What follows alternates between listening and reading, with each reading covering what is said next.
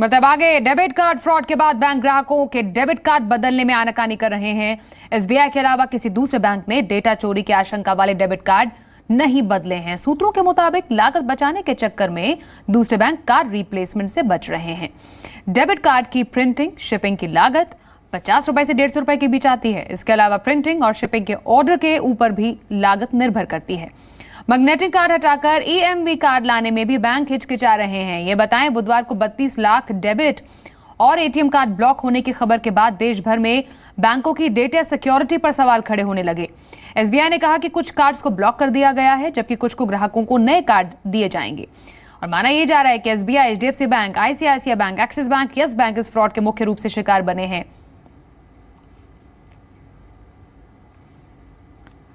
State bank ने कहा कि उन्होंने ग्राहकों को डेबिट कार्ड भेजने शुरू कर दिए। अगले 4 से 5 दिनों में ग्राहकों को नए कार्ड मिल जाएंगे। देखिए, हम लोगों ने कार्ड जो है डिस्पैच करना ऑलरेडी शुरू कर दिया है और प्रयास ये है कि अगले 4 या 5 दिन में कार्ड कस्टमर को मिल जाना चाहिए। और जो एटीएम पिन और कार्ड एक्टिवेट करने की प्रक्रिया है, अब वो काफ़ी सरल प्रक्रिया है। तो मुझे लगता है कि दिवाली से पहले तो बिल्कुल आप जो है जिन भी लोगों के कार्ड ब्लॉक किए गए हैं उनको कार्ड मिल जाएंगे, वो और अपने ट्रांजैक्शंस कर सकेंगे बिना किसी तकलीफ के।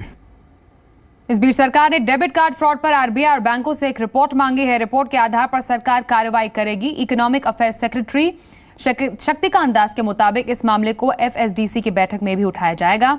वित्तीय स्थिरता के लिहाज से ये एक बड़ा मुद्दा है। शक्तिकांत दास ने कहा है कि आरबीआई बैंकों से प्रारंभिक रिपोर्ट तो मिल गई है, लेकिन विस्तृत रिपोर्ट का इंतजार है। शक्तिकांत दास के मुताबिक सितंबर में पीएसयू बैंकों की रिव्यू मीटिंग में साइबर सिक्योरिटी का मामला उठा था और बैंकों को कदम उठाने का निर्देश भी दिया गया था।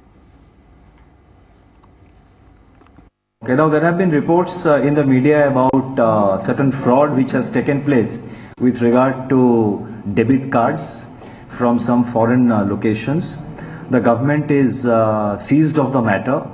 We have called for report from the Reserve Bank of India as well as from the banks about the details of what exactly has happened, and after getting the report, whatever action is required, necessary action will be taken by the government. I must also mention in this connection that the matter of cyber security is of highest importance.